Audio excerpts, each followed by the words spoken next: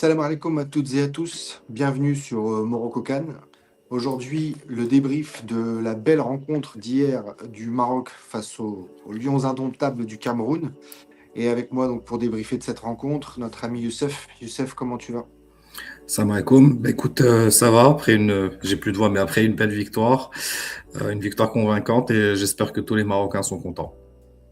Voilà, c'est ça, c'est vrai qu'il faut remettre les choses dans leur contexte, hein. Beaucoup d'appréhension avant la rencontre, beaucoup de personnes qui se posaient la question à savoir, face à un gros morceau du continent africain, comment allaient se comporter les hommes de Walid Regragui, comment allaient se comporter nos Lions de l'Atlas qui, jusqu'à présent, soi-disant, ont rencontré que des petites équipes, petites nations, mais des équipes qui jouaient bloc bas, etc. Donc, un jeu différent, un style forcément qu'il fallait réinventer. Walid l'avait dit avant en conférence de presse, lui ne souhaitait pas faire en fonction de l'adversaire, mais que ce soit l'adversaire qui fasse en fonction du Maroc. Il l'a fait, il l'a plutôt bien fait, hein. On va en discuter ensemble, parce qu'il a reconduit le même 11 de départ. Justement, Youssef, qu'est-ce que tu penses de ce 11? On en avait déjà parlé justement après la dernière rencontre, et aujourd'hui on peut en débattre, puisqu'il a reconduit ce même 11. Qu'est-ce que tu en as pensé déjà? Écoute, je trouve qu'il est resté fidèle à ses idées, c'est-à-dire qu'il n'a pas voulu changer pour ne pas déstabiliser son 11 et son 11 qui a bien réussi face à la Tanzanie, à part dans les 25 premières minutes. Et le 11 hier m'a convaincu. Bilal Khanous a vraiment élevé son niveau de jeu hier. Il était impressionnant. Saibari, je n'en parle même pas. Il a été au four et au moulin. Défensivement, il a énormément apporté. Et Achraf Hakimi, la chance qu'on a maintenant, c'est qu'il a encore pris 90 minutes dans les jambes. Et hier, quoi qu'il arrive, il n'était pas vraiment encore à 100% selon Hmm, moi. c'est vrai. Mais ça va venir, je pense, dès la demi-finale, parce qu'on a maintenant le temps de encore plus le préparer. Mais voilà, le seul bémol que j'ai, je pense, et je pense que beaucoup l'auront, mais on n'a pas le choix. Pour moi, c'est quand même Madame Massina. Mais on en parlera sûrement plus tard. Ouais, c'est vrai que on peut encore peaufiner peut-être un petit peu ce 11, mais après, il faut faire aussi en fonction des forces en présence, hein. On sait très bien que Liamir, c'était pas forcément génial, que Saïs s'est blessé. Il reste éventuellement la carte Aïd Boudlem, mais voilà, ça serait peut-être prendre un risque à considérer, surtout au vu des adversaires potentiels. Mais en tout cas, voilà, on s'était tous posé la question par rapport au milieu de terrain. Est-ce qu'il fallait renforcer avec 2-6, notamment avec Targaline qui avait eu quelques minutes lors de la dernière rencontre. Et là, on a vu que finalement, il a reconduit El Khanous et Sebari. Sebari qui a quand même été donc décrié. Nous-mêmes, on l'avait un petit peu critiqué, mais à juste titre, hein, sans aller trop loin non plus. Et comme tu l'as remarqué, il a fait un très très très gros match. Il a été vraiment très très intense comment dire, dans le pressing notamment, et dans le repli défensif comme tu l'as souligné. Et justement, c'était peut-être ce qu'on pouvait lui reprocher peut-être, c'est qu'il était pas assez concerné, c'est un bien grand mot, mais en tout cas qu'il ne montrait peut-être pas assez par rapport à son potentiel. Et c'est là où justement on peut le critiquer, c'est parce qu'on connaît son potentiel et qu'on était un peu frustré par rapport à ça. Là, je pense que comme tu l'as dit, il y a eu du mieux, beaucoup mieux, et en plus il est couronné par un but, un joli but. Qu'est-ce que tu peux justement dire, analyser de lui, sa performance intrinsèque? Écoute, moi, comme j'ai dit, j'ai trouvé qu'il était vraiment là au four au moulin, c'est-à-dire que défensivement, il a fait le travail qu'on aurait pu, par exemple, attendre d'un Amrabat sur le plan défensif. Donc, sincèrement, j'ai été impressionné par sa prestation et ça a permis justement ça lui a permis en tout cas de faire taire ses détracteurs. J'en faisais partie, je ne vais pas le mentir, je ne peux pas mentir. Donc, enfin, détracteur, mais moi, j'étais surtout dans l'esprit que c'est pas le Saibari qu'on Ouais, connaît vraiment. c'est ça. Mais là, on a retrouvé le Saibari qu'on connaît, mais même plus que celui qu'on connaît, parce que sur le plan défensif, encore une fois, il a énormément apporté. Offensivement aussi, il a la chance de mettre ce but et il met un ballon parfait dans le petit filet. Donc, sincèrement, il mérite pleinement son titre d'homme du match hier. C'est vrai que même si on peut relever la prestation de Neil El Hanaoui, par exemple, qui a aussi fait un très très très gros match, mais qui est lui plutôt sur une constance tout au long de cette CAN, ou d'un Brahim Diaz qui lui aussi est très très constant et sincèrement qui épate pas mal d'observateurs, notamment dû au fait qu'il ait peu de temps de jeu du côté du Real et qu'il arrive à monter progressivement comme ça. Mais Sebari, je pense que, comme tu l'as souligné, mérite son titre d'homme du match parce qu'il a vraiment élevé son niveau de jeu, il a vraiment participé, que ce soit donc défensivement, mais aussi au pressing et au contre-pressing, chose qu'on ne voyait pas beaucoup, mais en même temps, les adversaires enfin, ne portaient pas vraiment le ballon, n'avaient pas forcément cette envie de jouer qu'avait le Cameroun hier. Et donc, c'est là où je te rejoins par rapport à tout ce que tu disais. Le Maroc est peut-être plus adapté pour jouer face à des grosses équipes, entre guillemets. Ça ne veut pas dire qu'il gagnera tout le temps, hein, mais en tout cas, il est plus adapté à ce genre de jeu, à une équipe qui va faire le jeu, qui va ouvrir, qui va avoir envie dans les intentions. Et là, on a pu le voir justement. Toi qui connais un petit peu la méthode Regragui, tu nous avais longtemps parlé de ce pressing. Et là, on a pu le voir de manière vraiment, vraiment très intense. Est-ce que c'est quand même quelque chose de relativement nouveau dans son intensité avec les Lions de l'Atlas? Comment toi, tu l'analyses, ce pressing et cette notion justement de vouloir empêcher les relances? Ça a toujours fait partie de sa philosophie de jeu. Dès qu'il a commencé en tant qu'entraîneur, c'est vraiment mettre le pressing. Il a ce qu'on appelle la fameuse règle des 5 secondes. Donc, à la perte de balle, il faut mettre un maximum d'intensité dans les 5 secondes qui suivent pour essayer de récupérer le ballon. Après, si ça ne fonctionne pas, on revient en bloc. Mais après, on l'a vu également sur le pressing, ça commence par l'attaquant. Et hier, on a vu, les Camerounais ont eu du mal à jouer. En première période, en tout cas, ils avaient du mal à enchaîner 5 passes. C'était très compliqué pour eux parce qu'on les a bien pressés. Et je l'avais dit avant, c'est contre des équipes comme ça qu'on allait pouvoir enfin peut-être découvrir le vrai niveau du Maroc parce que c'est pas un bloc bas, c'est une équipe qui voulait quand même un peu jouer avec un bloc plutôt médian. Et ça nous a réussi parce qu'on a ensuite muselé son milieu de terrain. Baleba n'a pas pu se mettre en valeur comme il l'a fait lors des premiers matchs. Mbomo non plus. Il était très bien cadré par Mazraoui qui a fait un excellent match aussi. Mais voilà, le pressing et le contre-pressing chez Walid, c'est une philosophie et on le voit, ça nous réussit. On est à notre 5e match, on a encaissé qu'un but sur un penalty, une erreur individuelle. Donc défensivement, on est en place. C'est ce que beaucoup de gens attendaient, c'était justement de voir un petit peu cette solidité défensive, si elle allait perdurer, si elle allait être constante, notamment face à des équipes plus joueuses. Le Cameroun qui a éliminé donc l'Afrique du Sud, ouais, on peut le dire un petit peu notre bête noire juste avant. Donc ça nous a permis aussi de rencontrer une équipe qui, elle, était un peu plus dominatrice. Elle a quand même battu la Côte d'Ivoire aussi. Donc il y a quand même quelque chose d'intéressant vis-à-vis de ce partenaire-là. Maintenant, beaucoup de détracteurs, et je vais te poser la question sur ça, beaucoup de détracteurs disent oui, mais ce n'est que le Cameroun qui est en reconstruction, qui n'a pas forcément tous les joueurs qui auraient pu poser problème, etc., etc. Qu'est-ce que tu veux en dire justement de ça et de ceux qui minimisent? Alors, on ne va pas non plus s'extasier de nous non plus, on est quand même terre à terre et réaliste. Mais le Cameroun, ça reste quand même le Cameroun. On l'a pu le voir dernièrement. C'est une nation, certes, se reconstruit aussi. Mais Walid a pu reconstruire le Maroc aussi juste avant la Coupe du Monde 2022. Il arrive quelques semaines avant et il fait le parcours qu'on lui connaît. Qu'est-ce que toi tu peux dire justement à tous ceux qui disent relativisons, ce n'est que le Cameroun, une nation en reconstruction, etc., etc. C'est pas ce que disaient les gens avant le match déjà. Avant le match, c'était le Cameroun, c'est C'est ça. fini pour nous. Je voyais plein de vidéos passer avec des gens qui faisaient des cauchemars en entendant, en ayant aux oreilles Mbomo, Mbomo, Mbomo, Mbomo. Je l'ai vu passer 10 000 fois celle-ci. Et maintenant qu'on les a... Parce que il y a battre et battre un adversaire. Hier, c'était un match parfait de bout en bout. On parle du Cameroun quand même, qui a fait 0 tir cadré.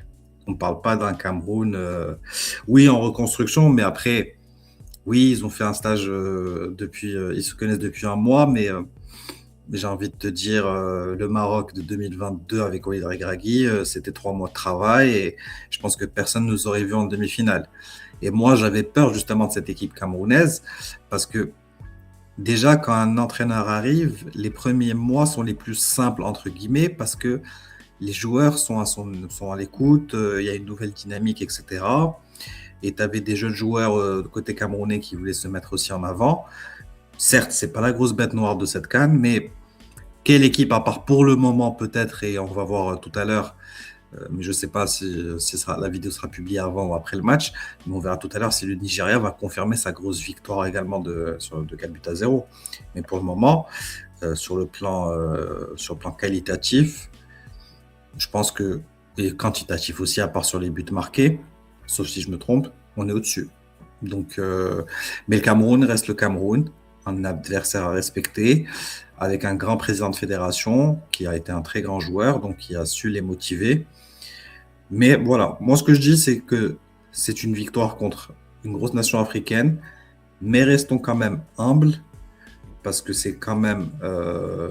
on est quand même aussi maintenant désormais le Maroc. Je pense qu'après cette victoire d'hier, on est huitième au classement FIFA, sauf si je C'est me ça. trompe, huitième, Non, c'est neuvième, ça. voilà. C'est ça, 8e. Donc voilà, donc on est aussi le Maroc, faut pas l'oublier. Je pense que les gens oublient ce petit détail. Ouais, c'est vrai qu'après, malheureusement, on a toujours affaire à des détracteurs ou des choses, des personnes qui minimisent un peu les choses. Et comme tu l'as dit tout à l'heure, hein, juste il y a encore 1 ou 2 jours, voilà, le Maroc va tomber contre le Cameroun. Enfin, un gros adversaire, ils vont voir, ils vont souffrir, ils vont peiner, etc. Euh, Sincèrement, en étant factuel, le Maroc n'a quasiment pas souffert, voire pas du tout souffert lors de cette rencontre. Donc voilà, il faut aussi savoir que, quoi qu'il arrive, le Maroc monte petit à petit lui aussi en forme et au niveau de la compétition se met au diapason. Maintenant, pour revenir à la rencontre, tu l'as souligné tout à l'heure, Adam Massina a peut-être eu un peu plus de difficultés, même s'il était accompagné par Mazraoui qui lui donnait un coup de main et qui a permis aussi donc on va dire de neutraliser notamment Mbeumo. Mais on a eu aussi Naïl El Ainaoui qui a fait un gros match, qui est arrivé lui aussi à aider. On a souvent des prises à 2 ou prises à 3 selon le contexte. Est-ce que Adam Massina ne pourrait pas être, on va dire, un petit peu le maillon faible, même si sur d'autres rencontres, il a été plus ou moins intéressant. Et là, sans être mauvais, attention, hein, il a été peut-être la personne qu'il faudrait recadrer et parvenir à faire mettre au même niveau que les autres. Est-ce que tu penses que Walid va continuer, va lui laisser sa confiance et le reconduire, ou est-ce qu'il va peut-être, je sais pas moi, réorganiser un petit peu selon l'adversaire qu'on aura, donc soit l'Algérie, soit le Nigeria pour la prochaine rencontre? Comment tu vois un peu les choses justement au niveau défensif? Non, je pense qu'il va lui redonner confiance parce que il en a besoin. Et ça va nous permettre ensuite d'enchaîner sur penalty ou pas penalty aussi, je Hmm, pense. c'est Mais ça. non, sur le plan défensif, moi, je suis pas pleinement satisfait. On va pas se mentir, parce que Hmm, si je disais le contraire, c'est que j'étais en train de vous mentir. Et c'est pour ça que même Naïef, en fait, fait le travail pour deux, des fois. C'est compliqué pour lui, cette canne. Mais heureusement, on a Naël Ainaoui qui est extraordinaire. C'est vraiment la plus grosse victoire qu'on ait eue depuis qu'on essaie d'avoir des joueurs, entre ouais, guillemets, qui jouent en Europe, c'est vrai. des binationaux. Et c'est vraiment une grosse victoire pour nous d'avoir ce genre de joueurs. Mais voilà, Massina pourtant était bon lors des matchs amicaux. Et j'étais surpris qu'il ne soit pas titulaire et que ce soit Liamir. Mais je commence peut-être à comprendre que le niveau entre les deux est quand même assez proche. Parce qu'ils se rendent coupables de certaines erreurs individuelles qui peuvent coûter très cher à l'équipe nationale. Des sautes de concentration, des manques, on va dire, peut-être de confiance, qui font que savoir qu'on n'est pas forcément le titulaire établi peut peut-être peser aussi sur certaines épaules, même si c'est vrai que c'est quelqu'un qui a quand même l'habitude. En Italie, c'est un championnat qui est somme toute un peu plus relevé que dans les pays du Golfe. Il est quand même le vice-capitaine, etc. Donc, euh, normalement, c'est quelqu'un qui doit gérer un peu plus la pression. Et on a pu le voir, comme tu l'as dit, on va rebondir sur l'action un petit peu litigieuse que certains estiment et qui a fait couler beaucoup d'encre, ce fameux accrochage. Alors, d'un côté, certains vont te dire que c'est Mbeumo qui vient se percuter, etc., etc. Moi, j'avouerai que je pense que ça peut être sifflé. On va pas se le cacher, ça peut être sifflé. Maintenant, étant donné que la VAR n'a pas considéré qu'il y avait une erreur manifeste, c'est là où, parce qu'on a encore beaucoup qui estiment pourquoi l'arbitre n'a pas été voir la VAR. On va revenir à ce qu'on avait dit la dernière fois lors de la dernière vidéo, mais la VAR, ce n'est pas lui qui décide d'aller la voir, c'est la VAR qui l'appelle. Donc toi, comment tu vois un petit peu, comment tu analyses un petit peu cette situation, mais après on reviendra sur les potentiels pénaltys oubliés aussi du côté du Maroc, que peu de monde forcément ne remettent sur le tapis. C'est bizarre, hein, c'est le paradoxe. On va parler de ces erreurs potentielles là, mais pas des autres.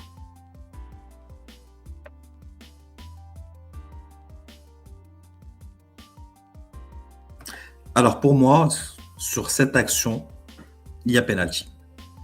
C'est très subtil, mais en fait, et Mbeumo en profite d'ailleurs aussi, je pense, c'est qu'il lui prend un peu le pied d'appui. Donc il lui emmène son pied d'appui, mais subtilement, et ça peut se siffler. Après, certains disent que c'est lui qui est allé vers lui. Non, il était dans son action. Je pense pas qu'il est vraiment allé vers lui. Ça, c'est mon analyse, personnellement. Euh, Après, c'est pas, c'est une situation certes dommageable, mais ça n'explique pas entre guillemets l'élimination du Cameroun. Et globalement, en fait, c'est l'arbitrage hier qui pour moi était mauvais, parce que oui, Momo, il y avait penalty pour moi en tout cas, mais après il n'y a pas que ça. Il faut que je retrouve juste l'image, comme ça va être beaucoup plus intéressant pour tout le monde.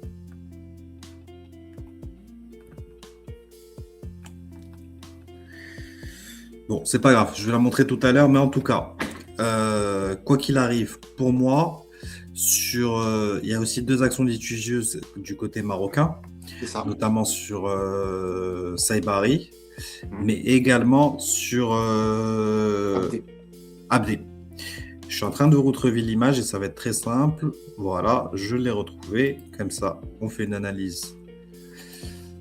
Je l'ai. Ok, petit problème technique, on s'en excuse. Pour moi, il y avait penalty sur Saibari. Pourquoi? Déjà, et sur Ez Abdé. Parce que Ez Abdé est quand même, entre guillemets, sur cette action-là, il peut être sollicité par Mazraoui. C'est ça. On voit, Mazraoui fait un crochet et il peut lui mettre dans l'intervalle. Après, on me dit non, c'est pas volontaire ou pas. Ah bah, L'arbitre, c'est pas son problème que ce soit Voilà. volontaire ou pas.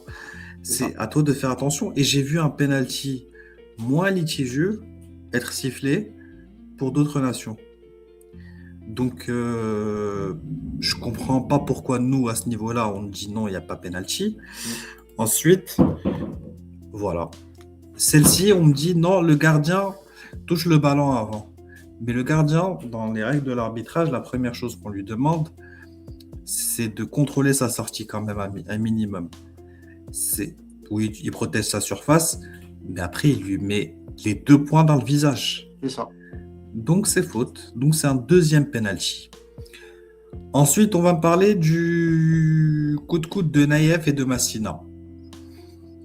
Massina n'a pas eu de... Il y a eu faute, si je me souviens bien, sauf erreur de ma part. Non, Massina, il n'y a pas eu faute. Il y a eu faute ou... Il y a eu faute avant, je pense. Je ne me souviens pas très bien. En tout cas, Naïef, il y a eu faute. Et après, on nous dit, oui, il devrait prendre rouge. Il ne va pas prendre rouge. Ah non. C'est un coup de coude. Il aurait pu prendre à minima jaune, c'est vrai. Mais après, qu'on me dise qu'il doit revenir à la VAR ne revient pas sur des actions comme celle-ci. L'arbitre a décidé de ne pas lui donner de carton jaune. Voilà. Mais pour moi, l'arbitrage hier était quand même moyen. Mais c'est pas en faveur du Maroc. On peut, ah non, parce qu'on peut aussi parler du coup de coude qu'a reçu Ez Abdé quand le ballon allait en touche par le numéro 5 camerounais qui avait déjà un jaune et qui aurait pu lui aussi se prendre un jaune parce qu'il y va, donc le coude vers la gorge d'Abdé, Abdé tombe, etc. On avait même vu Walid justement montrer qu'il lui a mis un coup de coude. Et là, c'est une action aussi litigieuse qui aurait pu amener un deuxième jaune, une exclusion, etc. Donc, moi, ce que je veux dire, c'est même pas, je remets même pas en question le fait que, bon, il y a eu des actions litigieuses. Malheureusement, déjà, dans le foot, ça arrivera tout le temps. C'est en notre faveur, on va dire, hein. Bon, tant mieux, mais même pas, parce que au final, ça s'annule facilement. D'aucuns vont aussi parler de Bilal El Khanouz qui, lorsqu'il tombe, emmène avec lui son adversaire. Il aurait peut-être pu prendre un deuxième jaune. Potentiellement, c'est possible aussi. Mais je veux dire, d'un côté comme dans l'autre. Ce n'est pas juste exclusivement en faveur du Maroc. C'est là où je veux ramener les choses et les considérations. C'est qu'on s'étonne beaucoup de la problématique on va dire des épisodes non sifflés contre le Maroc, mais quand c'est en faveur du Maroc, ça ne relativise pas. Ça ne ramène pas les choses un petit peu dans leur contexte. Et là où je veux en venir, c'est que en France, on a des médias qui ont pignon sur rue, hein, ce ne sont pas des petits médias, notamment hier sur l'équipe 21 où Grégory Schneider a lancé une tirade absolument euh, dantesque où il a exposé soi-disant que le Maroc devrait remporter la CAN tout de suite, etc., etc., où il a tenu des propos un minimum diffamatoires à l'encontre du Maroc et sans que ça n'émeuve personne sur le plateau, ou en tout cas de manière très très limitée, hein, en disant non, non, le Maroc n'a pas volé sa victoire.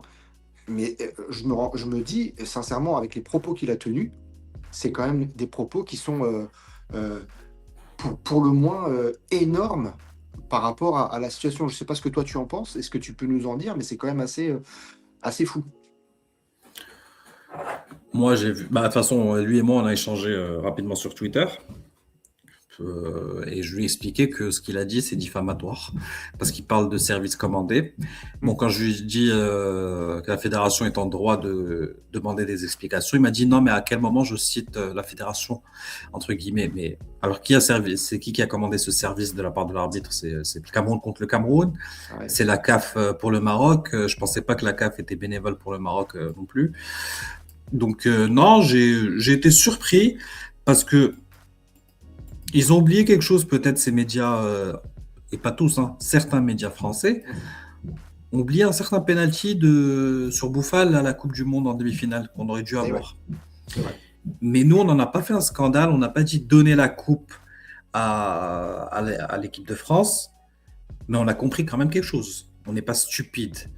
Qu'il fallait que, entre guillemets, sans accusation bien évidemment, ni de corruption, ni de diffamation, mais on avait l'impression, voilà, on a eu l'impression que c'était plus beau, entre guillemets, d'avoir une finale France-Argentine que Maroc-Argentine. Ouais. C'est notre impression, hein, après tout. Mais on ne parle pas de service commandé, on ne parle pas d'arbitrage corrompu, on parle seulement de football. Et hier, Schneider a dépassé les bornes. Et il le sait, hein, parce que pertinemment, quand il essaie de se justifier avec moi sur Twitter, il n'est pas, Pas serein. je suis pas convaincu. Il est pas serein. J'ai l'impression qu'il panique un peu. Non, mais j'ai pas parlé de la fédération. Ah, mais j'ai pas parlé. Bah, si, tu as parlé. Et tu parles de service, encore une fois, commandé. Donc, qui a commandé ce service? C'est la question à laquelle j'aimerais que Schneider nous réponde. Qui a payé, entre guillemets, ou qui a commandé ce service? Je dis Mm. parce que, voilà, on a le droit de se poser cette question, vu que toi aussi, tu dis qu'il faut nous donner la coupe dès maintenant. Et voilà, au final, comme j'ai dit à certains, l'important aujourd'hui, c'est qu'on est en demi-finale. Et lorsqu'on va gagner la coupe, Inch'Allah. ces discours-là, Inch'Allah, tout le monde va les oublier. On sera champion d'Afrique et on passera à autre chose. Et j'ai vu des scandales dans le football qui étaient bien pires que ça. Mais après, l'autre chose aussi excuse-moi, je prends un peu de temps, mais Non, non, vas-y, prends. ce qui me marque en fait dans cette Coupe d'Afrique, c'est que j'ai l'impression que le Maroc dérange à un point Mm. qui est inimaginable. Parce que hier, déjà, ça avait commencé avec la Tanzanie. Ouais. Ensuite, hier, c'est avec le Cameroun. Les Camerounais se plaignent et ils sont en droit de se plaindre. Oui, eux, c'est normal. Après, ils sont dans la frustration, C'est etc. Et normal. je Voilà. les comprends tout à fait parce que j'aurais pu être dans le même cas de figure.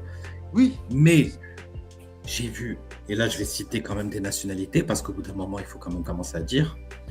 J'ai vu des Ivoiriens, Mm. j'ai vu des Guinéens, j'ai vu des Algériens, j'ai vu des Tunisiens venir, entre guillemets, ah oui, j'ai vu des Gabonais, etc. aussi, venir, mais après, c'est pas tout le monde, hein, et c'est Non, pour ça que c'est nous, certain. on n'est pas dans l'amalgame, mais certaines personnes de ces nationalités-ci sont venues insulter, traiter de corrompus, de voleurs, etc. Mais j'ai une question. En quoi ça vous regarde? C'est vrai. En quoi ça vous concerne?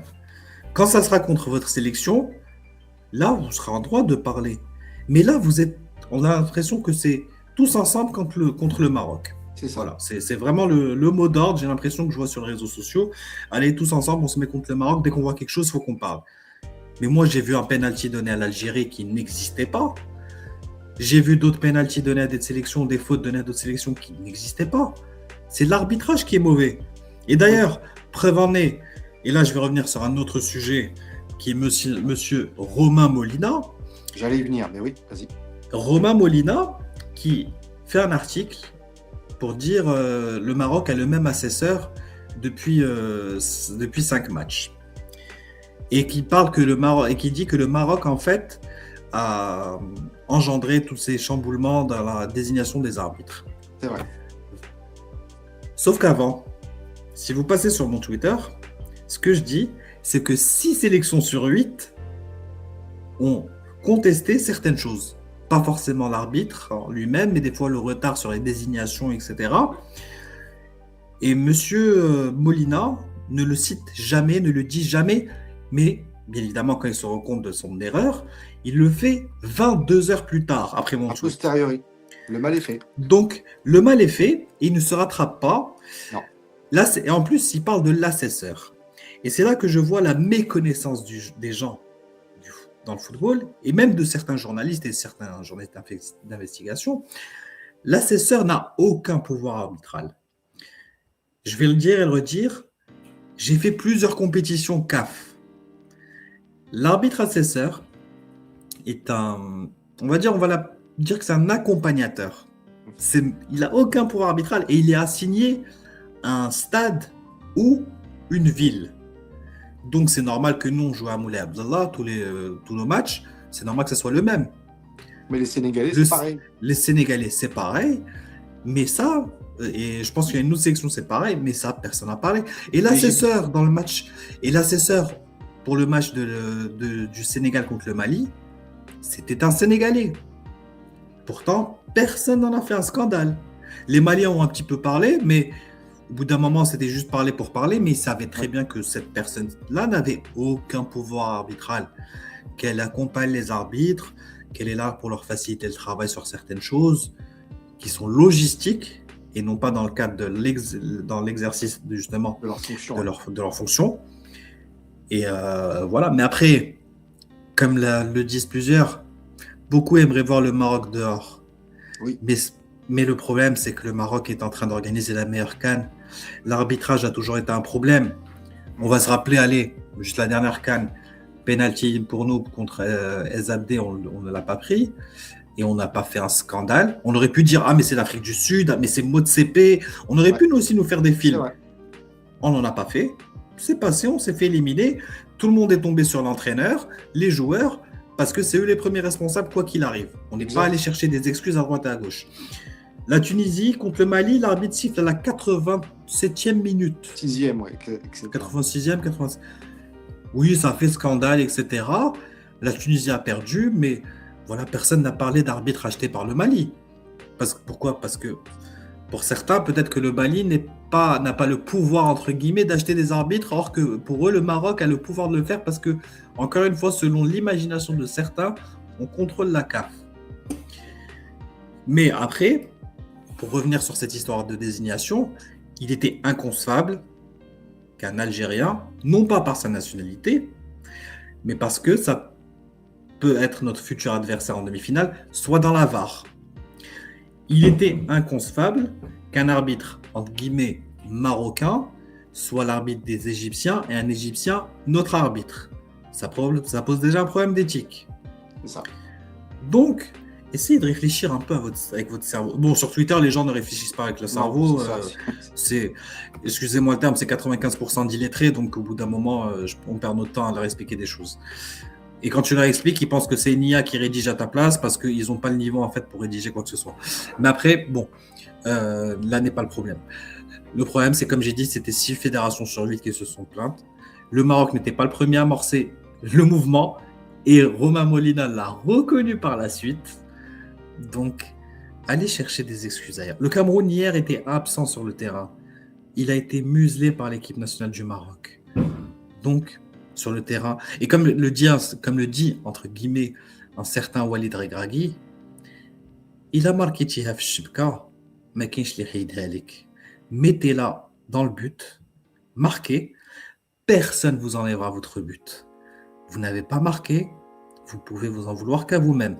Le Mali Il y a eu penalty, ils l'ont pris, ils ont marqué, c'est terminé. Donc, mettez juste vos buts et ensuite on parlera d'arbitrage. Oui, après, c'est vrai que forcément, on est obligé de parler un petit peu aujourd'hui de toutes les affaires connexes, hein. Donc, tu l'as souligné, Romain Molina, Grégory Schneider, RMC depuis le début de la compétition avec on va dire des polémiques qui n'ont pas lieu d'être. Et à chaque fois sur Walid Regragui, là, on a bien vu aussi, encore une fois, qu'ils ont mis en avant Tarek Sketiri depuis le début par rapport c'est c'est le Zidane de Deschamps. C'est le Zidane de Walid Regragui, par exemple. Et on peut rejoindre aussi Philippe Doucet, qui lui aussi en a mis une couche et une couche et une couche, notamment sur le fait que cette CAN ne ressemble pas trop à une CAN parce qu'il manque le folklore, il manque le ceci. En fait, tant que le Maroc présente une copie quasi parfaite au niveau de l'organisation, je parle, hein, je parle de tout ce qui est justement autour de cette CAN, c'est-à-dire des stades qui répondent aux normes de la FIFA pour la Coupe du Monde et pas seulement pour les CAN, des terrains qui sont magnifiques, une sécurité mise en avant même par le FBI qui est venu jusqu'au Maroc pour étudier un petit peu ces cas d'école. Tout ça mis en exergue font que le Maroc et donc l'Afrique avance et va de l'avant pour justement prétendre à faire des compétitions qui seront beaucoup plus adaptées, que ce soit pour les spectateurs mais aussi pour les joueurs. Toutes ces conditions font que aujourd'hui l'Afrique n'a plus besoin de dépendre de quelques nations que ce soit. Le Maroc, lui, aide les autres nations sans être voilà, celui qui va devenir le nouveau colonisateur, entre guillemets, à leur dire comment faire, etc., mais juste à les accompagner et à leur faire partager cette expérience que lui a réussi à avoir. Et tout ça mis en exergue, on se dit, pourquoi vouloir taper sur le Maroc aujourd'hui alors que on fait tout pour. Mais justement, je pense que c'est peut-être ça aussi qui les dérange, c'est que finalement le Maroc fait avancer l'Afrique, fait avancer d'abord lui-même, hein, en tant que pays. Et je pense que cette notion de se dire, ah, finalement, l'Afrique avance beaucoup plus vite que ce qu'on imaginait, que ce qu'on espérait. On peut plus le voir comme le petit truc un petit peu folklorique, sympathique à regarder, avec les couleurs, avec ceci. Là, on sent que le professionnalisme arrive à quasiment titiller l'Europe, voire même à faire jeu égal par moment. Et je pense que c'est cette donnée-là qui peut peut-être leur donner ce sentiment de il faut qu'on arrive à taper, à critiquer le Maroc. Je ne sais pas si toi tu es d'accord avec cette analyse ou si tu penses que c'est plus juste parce que finalement ils ont un fond où ils cherchent toujours aussi la petite bête, mais ailleurs, comme tu l'as dit, hein, pas dans dans leur propre sphère, mais ailleurs. La vérité, c'est que le Maroc a fait avancer le football africain. La vérité, c'est que le Maroc a nettoyé le football africain. Ça, déjà, c'est deux vérités à se mettre dans la tête. Donc, au bout d'un moment, le Maroc a aidé plusieurs nations à avancer, à aller de l'avant. Il est en train d'offrir les meilleures conditions aux équipes africaines. On peut le voir avec cette CAN. D'ailleurs, les affiches des quarts de finale ne trompent pas, il n'y a aucune surprise. Ça veut dire que toutes les surprises qu'il pouvait avoir à cause de la météo, à cause de l'état des terrains, etc., tu l'as pas. Des infrastructures qui permettent d'accueillir les supporters dans les meilleures conditions. Même, excuse-moi, je vais lâcher un petit tacle, mais je pense on a oublié juste un petit détail, c'est qu'il fallait aussi peut-être distribuer des couches pour certains. Donc voilà, il y a peut-être ça qu'on a oublié, on s'en excuse d'ailleurs. Mais après, c'est la meilleure CAN en termes d'affluence, en termes d'organisation. On m'a parlé de certains problèmes au stade de Marrakech. C'est des Marocains qui en ont parlé. Donc, il y a peut-être des choses à revoir peut-être à ce niveau-là. Oui. C'est possible, hein, de toute façon. On Oui, n'est tout à pas, fait, on n'est pas parfait, hein, on le sait. Aucun pays n'est parfait d'ailleurs. Il y aura toujours des petits couacs à droite et à gauche. Mais le Maroc dérange parce que le Maroc est en train de nettoyer le football africain, de le professionnaliser. Et certaines nations ne l'acceptent pas. Et aussi le manque dérange du fait que footballistiquement parlant, je le répète, on est aujourd'hui 8e au classement FIFA. On est la première nation africaine. Donc, et je pense que c'est pas grâce à l'arbitrage qu'en 2022, on passe le Portugal, l'Espagne, la Belgique, le Canada, Croatie. etc. Et pourtant, on se fait éliminer à cause, nous, de l'arbitrage par l'équipe de France, parce que l'équipe de France nous a mis en danger sur certains moments, mais on les a plus mis en danger selon moi. L'Afrique du Sud, on perd sur sur une erreur individuelle. On a un penalty qui n'est pas sifflé. On a le second qui est heureusement sifflé parce qu'il ne pouvait pas y être autrement. Mais on avance tranquillement. On va, comme j'ai dit, on reste humble. On ne va pas attaquer les autres pays. On va se concentrer sur nous-mêmes. Et pour le moment, comme je dis, on est en demi-finale. Et c'est le reste, c'est que du bruit. Ouais, c'est vrai que là, on se dirige donc vers une demi-finale et quoi qu'il arrive, il reste 2 matchs, hein, puisqu'il y a le match de classement pour l'équipe qui perdra cette demi-finale. Mais on va se projeter, hein, il y a un match qui nous attend mercredi, Inch'Allah, de demi-finale. Donc ce sera soit face au Nigeria, soit face à l'Algérie.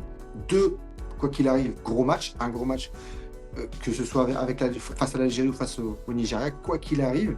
Euh, mais on a posé donc la question à Walid, qui forcément ne se prononce pas, même s'il dit que si on joue contre l'Algérie, ce sera forcément une grosse fête et fratricide, on va dire, hein, puisque c'est entre deux nations sœurs.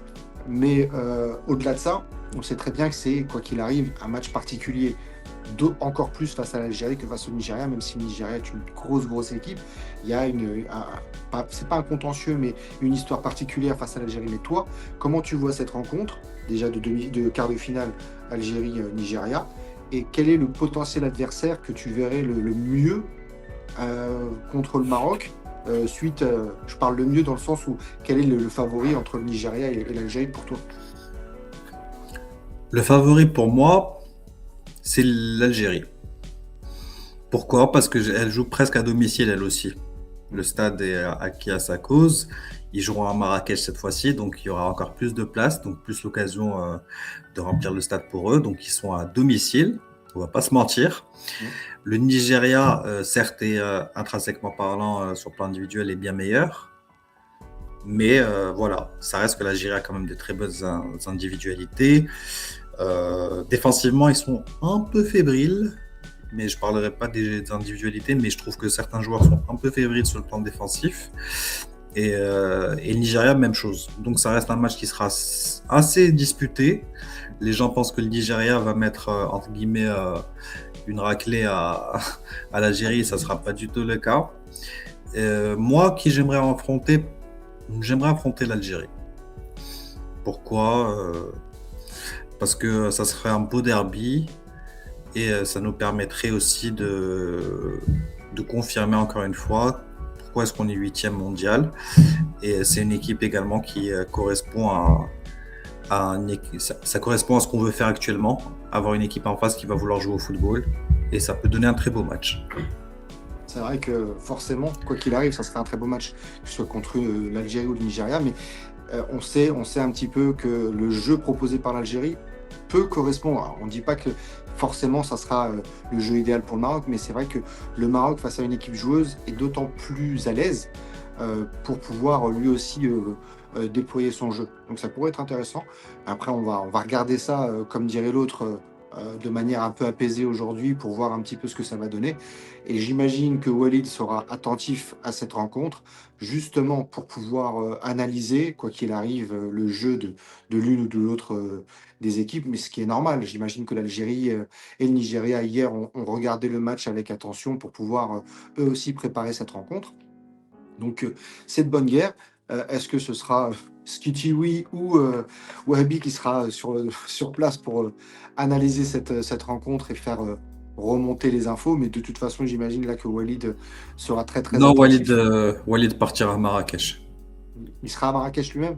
Bon, Oui. on se rencontrera peut-être là-bas parce que bon, bah, j'y vais, donc on va voir ça. Enfin, j'y suis. On va voir ça tout à l'heure.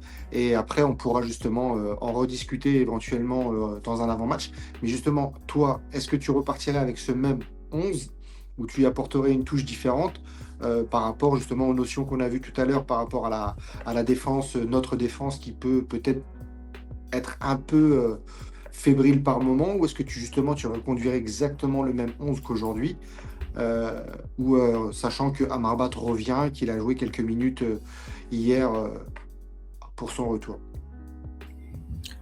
Je vais te répondre très rapidement. On ne change pas une équipe qui gagne. C'est vrai, Voilà. c'est vrai. Donc, je resterai sur le même. Même si Bilal El Khanous en fin de match était un peu plus, alors je dirais pas nerveux, mais un peu plus c'est comment dire? Parce qu'il a été un peu plus fébrile par moment par rapport à son carton. Est-ce que malgré tout, sachant que c'est vrai qu'il a été un peu plus percutant que d'habitude, c'est peut-être ce qui lui a valu son carton, mais justement, est-ce qu'on continue malgré tout et on voit un petit peu sur la lancée ce que ça donne? Moi, je pense qu'on continue avec lui. Et après, on verra de toute façon. Parce qu'Amrabat n'est pas prêt. Même s'il est rentré hier, il a reconnu lui-même, il a encore des douleurs. Donc, il n'est pas prêt à 100%. Moi, je resterai sur la même chose et en espérant, si, quel que soit l'adversaire, si on met le premier but, repartir sur la même configuration en faisant entrer Amrabat en seconde période pour, entre guillemets, fermer le jeu. D'accord, bon, je pense qu'on a fait le tour de l'actualité des Lions par rapport à cette CAN. On va espérer que les choses se passent pour le mieux entre-temps, c'est-à-dire dans la préparation, qu'il n'y ait pas de blessés, qu'il n'y ait pas de mauvaises nouvelles. Et puis, leur souhaiter un bon match mercredi, mais on essaiera de faire un avant-match pour discuter un petit peu de tout ça, notamment si on a des infos qui nous permettent de faire une petite émission. On vous remercie de nous avoir suivis. Donc, n'oubliez pas de vous abonner, de liker et de partager cette émission si vous avez aimé. Ça nous ferait grand plaisir. Ça ne vous coûte pas grand-chose. Et nous, ça nous aide beaucoup. Merci Youssef Merci à toi, salam alaikum tout le monde. et à bientôt. À bientôt.